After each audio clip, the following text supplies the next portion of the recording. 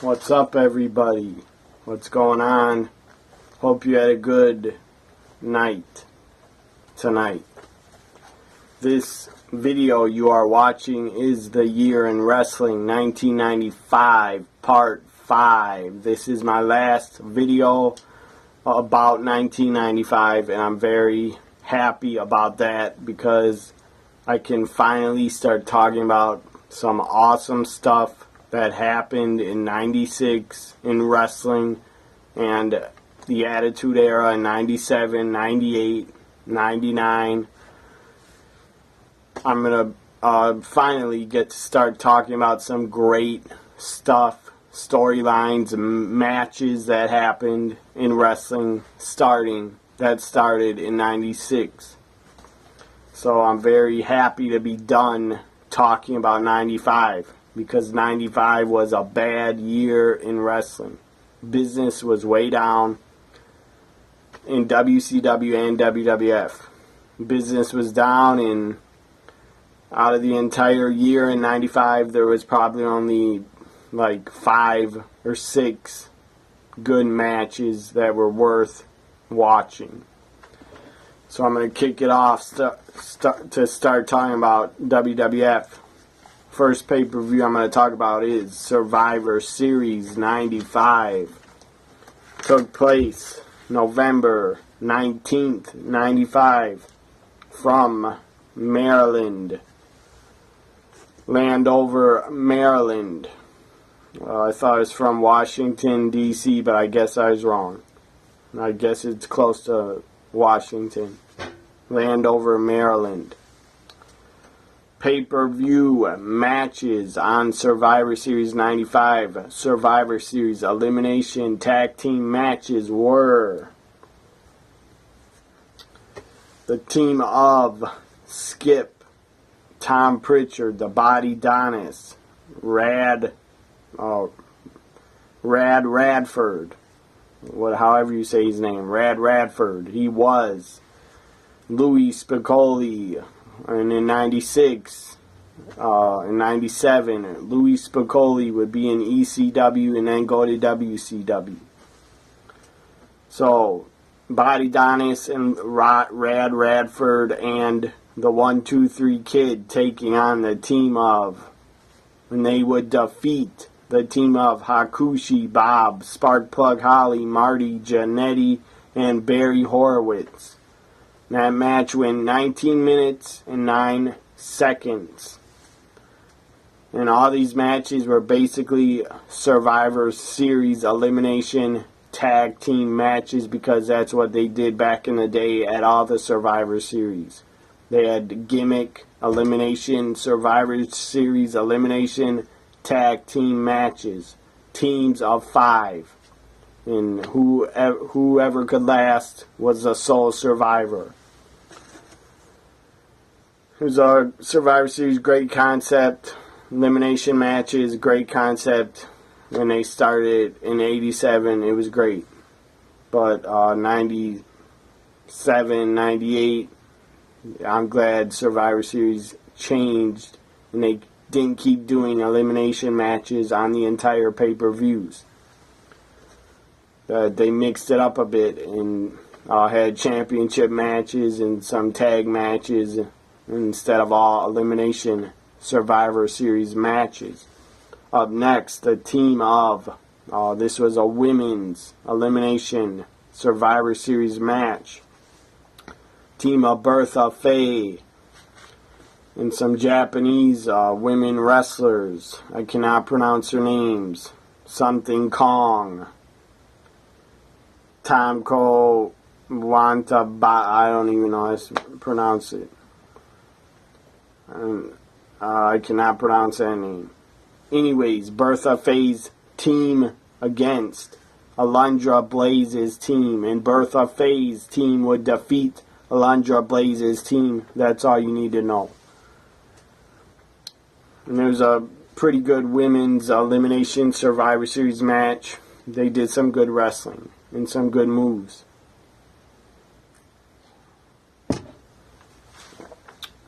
Up next, Goldust in a one-on-one matchup Goldust defeated Bam Bam Bigelow. Now, back to Survivor Series elimination matches. The team of Savio Vega, Henry Godwinn, Fatu, which was Rikishi later on, and The Undertaker would defeat the team of Jerry the King Lawler, Hunter Hearst Helmsley, Dr. Isaac Yankem, which was Kane later, and Mabel. In another Survivor Series elimination match, this was a little bit different. This was some baby faces on a team with heels, or some guys that did not get along on a team with other guys who did not get along. I think it was called a wild card elimination match. Team of the British Bulldog Davey Boy Smith, Psycho Sid, Ahmed Johnson on a team, and Shawn Michaels would defeat the team of Owen Hart, Yokozuna, Dean Douglas, and Razor Ramon.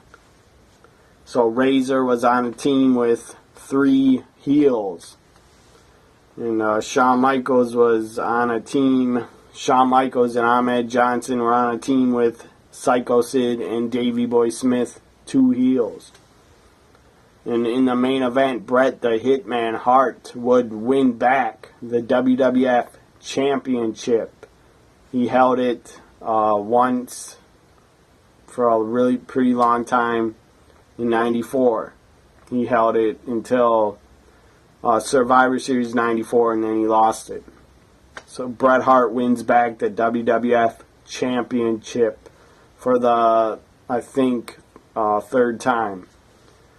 So he became a 3-time, I think it was 3-time WWF champion. Did Bret the Hitman Hart defeated Diesel to win the title in 24 minutes, 42 seconds. That was Survivor Series 95. It was a pretty good show. It is worth checking out if you have the network. Survivor Series 95, not a bad show at all. Now I'm going to talk about WCW's first ever World War III pay-per-view event that they put on. It was from Norfolk, Virginia, the South, Hick Country again. WCW basically ran almost all their pay-per-views in the South. And I'm not calling everybody that lives in the South. If you follow me on Twitter and you live in the South, I'm not calling you a hick. I'm just saying a lot of people that live in the South are stupid. My opinion. Their views are stupid. But no disrespect to anybody that lives in the South watching this. Maybe you think people in the Midwest where I live are stupid. That's fine. You can think that. I don't care. World War III took place November 26th, 1995. Television champion Johnny B. Bad. This was, he wasn't on many more WCW pay-per-views after this. He would go to the WWF. Johnny B. Bad defeated Diamond Dallas Page to retain the TV title. Big Bubba Rogers knocked out Hacksaw Jim Duggan in a taped fist match. So I guess Big Bubba won. Bull Nakano and Iriki Hatano or something defeated the team of another Japanese women's team I can't pronounce. So basically Bull Nakano's team won. U.S. champion. He was, I think, worked for New Japan Pro Wrestling. Kansuki Sasaki defeated Chris Benoit to retain the U.S. title. Lex Luger was in a feud with Macho Man Randy Savage, and Lex Luger would win and defeat Randy Savage by submission. Sting took on Ric Flair, and this was another classic, pretty damn good Really entertaining Sting versus Flair matchup. I enjoyed it. It's worth watching on the network if you have the network. Just go to Sting versus Ric Flair at World War III 95. It's a good match, and I enjoyed it. Sting defeats Ric Flair by submission in 14 minutes, 30 seconds. A lot of Flair Sting matches were a lot of them were the same spots over and over and over and the same stuff. They did the same stuff to each other, but it didn't matter to me. It was still entertaining as hell because Sting and Flair were great entertainers and great performers. Randy Savage then. You have the World War III main event. 3 rings, 60 men, 20 men in each ring. It was crazy to watch. It was really hard to follow. They had like 3 little screens on the screen, and they had a camera on each ring. It was super hard to follow until they got down to 10 guys, and they all went to ring 1, or I think 10 guys or 5 guys from ring 2 or 3 went over to ring 1. So ring 1 then probably had 20 guys left. And then when they got down to 10 guys, finally it was much better to watch and easier to follow. Eddie Guerrero was in there, one of the last 10 guys. Arn Anderson was in there. Lord Steven Regal was in there. Hulk Hogan, the Giant, I think the one-man gang was in there. Lex Luger, Randy Savage, Ric Flair, they all got thrown out. And I believe Hogan did not get thrown over the top. The Giant, I think, pulled Hogan under the bottom rope. So that's how Hogan got eliminated from World War III, because a ref just saw him on the outside of the ring, so they thought Hogan got eliminated. So he was out. And the man that was the last man standing in the ring was Macho Man Randy Savage, and he won the WCW World Championship. The championship was on the line because of, it was vacated because of the mess from Halloween Havoc 95 and the Giant winning the title. I guess they stripped the Giant. So the title was on the line. Macho Man Randy Savage wins his first WCW World Championship. And that was his first title win in WCW. Before WCW, he would have 2 WWF Championship title runs in the WWF. So it was great to see Macho Man win the title at World War III. That was awesome. So from 1 to 10, I'd give World War III pay-per-view. Randy Savage winning, that was a 10. The rest of the show, I'd give a 6 or 7. It wasn't that good, but I did enjoy Sting versus Ric Flair. Now I'm going to talk about some of the Pro Wrestling Illustrated winners of 1995 in wrestling.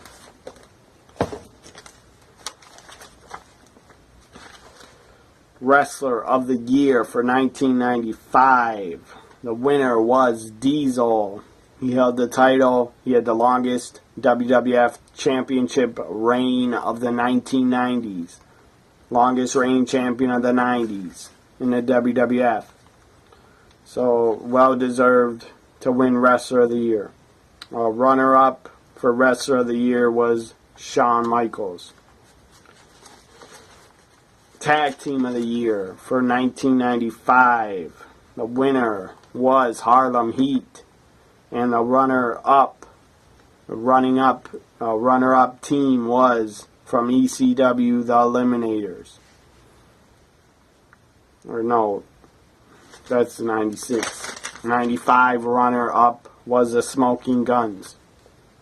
But Harlem Heat won Tag Team of the Year in 96 and 95. feud of the year. First, I'll talk about match of the year. Match of the year for 1995 was Shawn Michaels versus Diesel from WrestleMania 11. And the runner-up was Shawn Michaels versus Jeff Jarrett from In Your House from July 95. I think it was In Your House 3 or 2. In Your House 2 or 3. Feud of the year for 1995 was Axel Rotten and versus Ian Rotten. They had a vicious, violent, bloody feud in ECW. They had a Taipei death match at Hardcore Heaven 95 where they had tape fists and their fists were they had glue on their tape and they put their hands in broken glass so the glass stuck to their tape. I guess it was glued on to their taped fists. So you had broken pieces of glass on their taped fists. It was brutal. It was violent.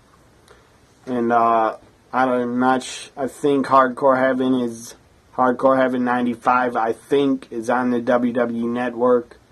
I may be wrong. But you can see that match on there. It's called a Taipei Death Match. Axel Rotten versus Ian Rotten. And before Hardcore Heaven, they were still feuding. They were the tag team, the Bad Breed, and they would break up and have violent, hardcore matches with each other. Barbed wire baseball bats, and blood and guts, and ECW had a lot of blood in it. In 95, it was the summer of blood, and a lot of violence was in ECW in 95. But also a lot of great wrestling, like the Eddie Guerrero versus Dean Malenko feud, and other great stuff. Runner-up for feud of the year in 95 was the Harlem Heat versus the Nasty Boys. Most popular wrestler of the year for 95 was Shawn Michaels. No surprise there. And the runner-up was Sting. Most hated wrestler of the year for 95 was Jerry the King Lawler. Runner-up was Big Van Vader. Most improved wrestler of the year for 95 was Diamond Dallas Page. Runner-up was Tommy Dreamer from ECW. Inspirational wrestler of the year for 95 was Barry Horowitz. The runner-up was Sabu. Rookie of the year for 95 was Alex Wright. He debuted in WCW. For those of you that did not know. Comeback of the year for 1995, winner was Randy Macho Man Savage. Runner-up was the Heavenly Bodies. They were a tag team, basically, in the WWF around 93 and 94 and 95. And they were in Smoky Mountain Wrestling for a little bit. Manager of the year for 95 was Jim Cornette. Runner-up was Sherry Martel, the manager of Harlem Heat. She was known as Sister Sherry. And that's all the awards for 1995 for the year in wrestling. Now I'm going to talk about WWF In Your House. I think it was number 5. And then I'll talk about Starrcade, and then I'll be done talking about 95.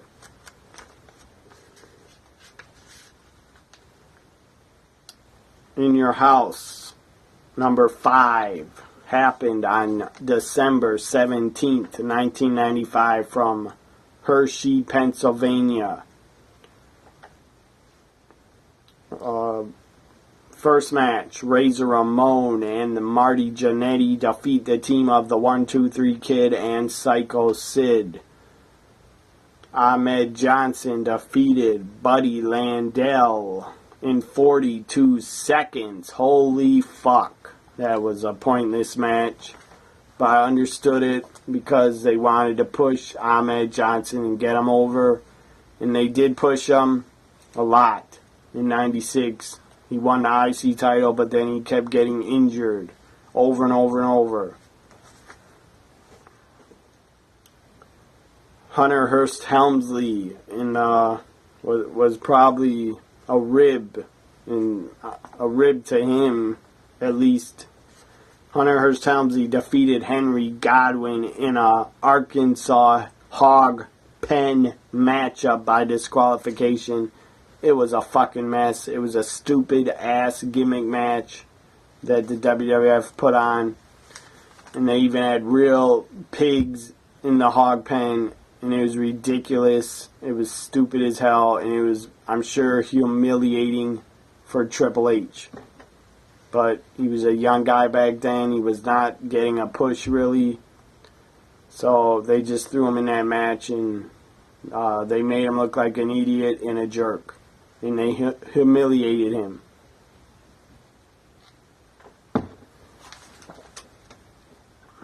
Owen Hart defeated Diesel in 4 minutes, 34 seconds by disqualification. The Undertaker defeated King Mabel in a casket match. And it only lasted 6 minutes, 11 seconds. I don't know why you have a casket match on a pay-per-view and it only goes 6 minutes. They must have been running out of time or short on time. And a lot of the in-your-house pay-per-views were not even 3 hours in 95. I think a lot of them were only 2 hours or a little bit over 2 hours. So I don't know what the deal was about that. Main event. It was a very good match. One of the best matches of 95. It was Bret Hart defending the WWF Championship. Bret Hart defending against his brother-in-law, Davey Boy Smith, the British Bulldog. Bret Hart bled in this, and they put on a great match. Davey Boy and Bret always had good matches against each other. They were family, and they worked really well together. It's a damn shame that Davey Boy Smith has passed away.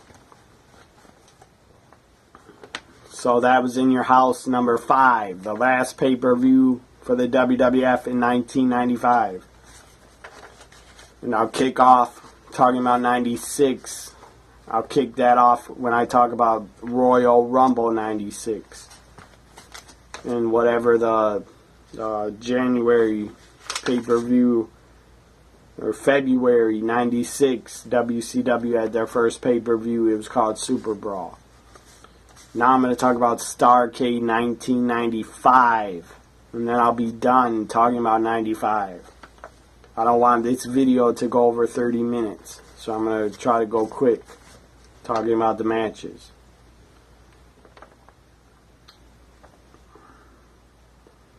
So I guess this was on pay-per-view. Might have been on the pre-show.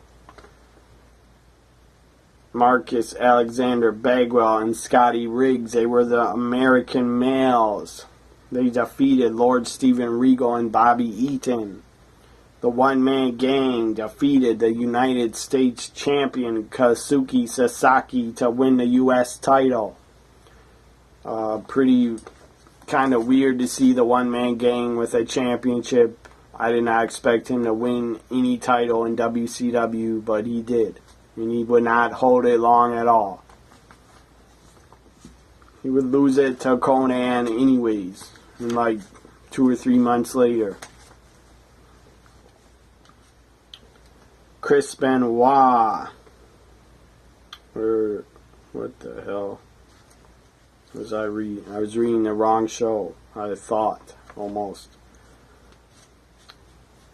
So that was, I guess, as pre-show, where One Man Gang won the U.S. title. That was not in a pay-per-view match, but it was on the pre-show.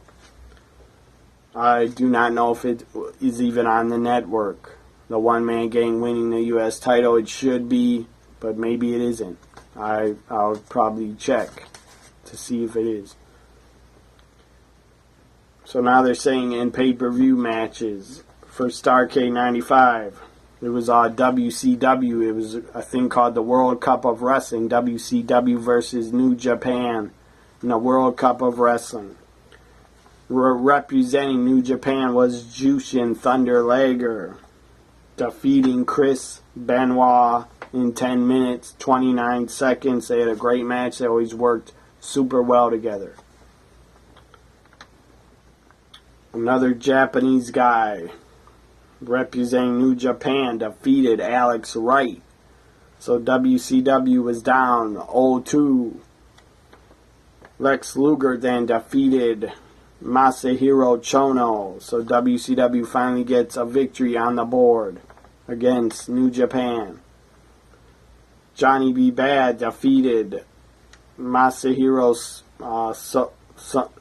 Saito, I think was his name. Saito, by disqualification. So Johnny B. Bad gets another victory for WCW.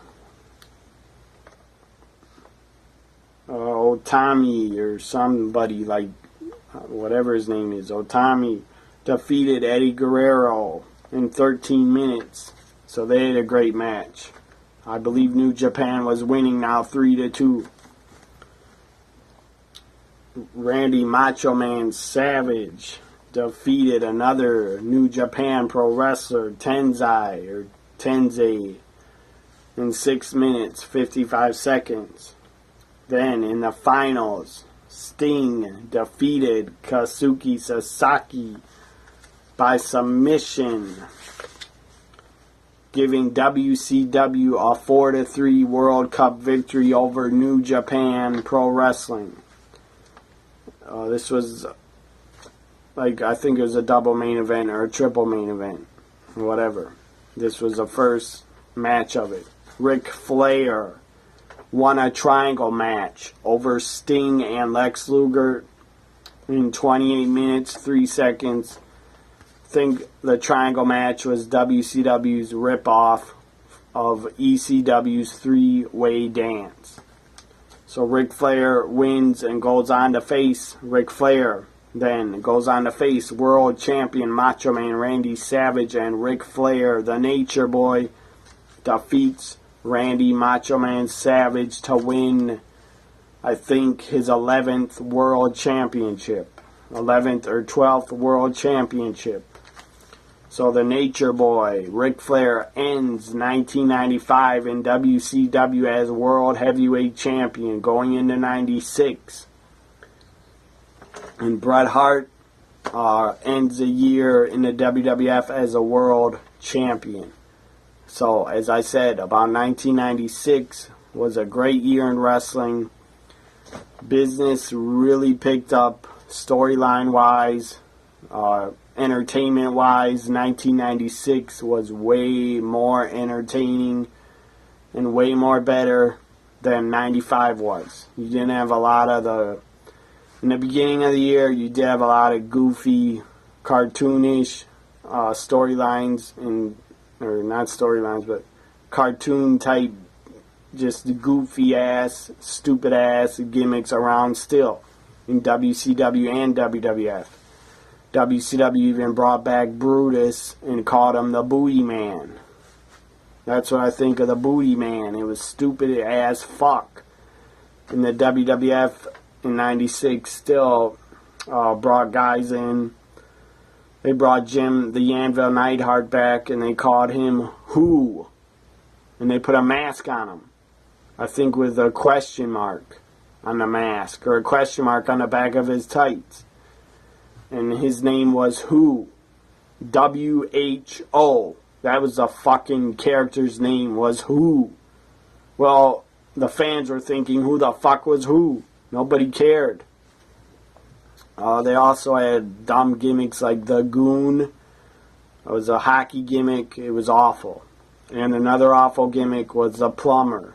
I don't even remember his name. T.J. Hopper. I think his name was T.J. Hopper. Or T.J. Hooper. Nobody cares. Nobody cared about the guy. He had a plumber gimmick. It was awful. He would come down to the ring with a fucking plunger. That was god awful. So I don't know whose idea in the WWF thought that was a good idea to have a hockey gimmick as the Goon and a plumber gimmick. It was not a good idea. It was stupid as hell. And no, the fans didn't want to see that in '96. Society was changing. The wrestling fans were changing in '96. They wanted to see real type characters with realism, not fucking cartoon bullshit, plumbers and garbage men and clowns and hockey players. They didn't want to see those type of characters anymore. They wanted to see real type characters like Stone Cold Steve Austin and the NWO. That's what the fans wanted to see in '96.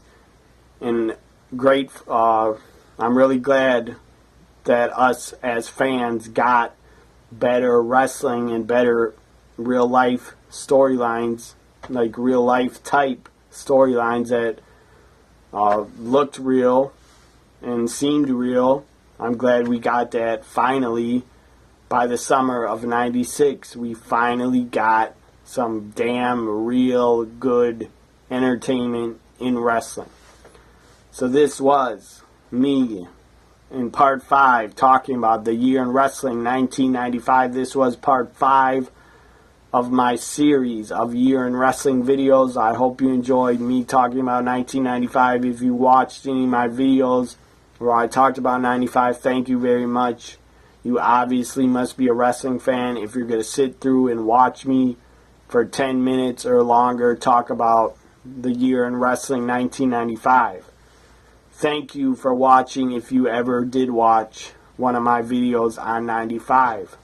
I'll be back and I'll put up a new video on Thursday of this week. I'll put up a new video on the year in wrestling 1996.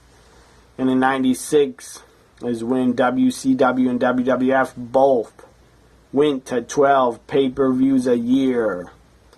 So there's probably going to be 6 or 7 parts of the year in wrestling 96, or maybe 5 parts. I don't know about 6, because I got a lot of pay-per-views to talk about in 96. Anyways, if you watched, thank you for watching 1995, the year in wrestling, part 5. Have a good week, everybody, and I'll be back with a new video on Thursday on this channel.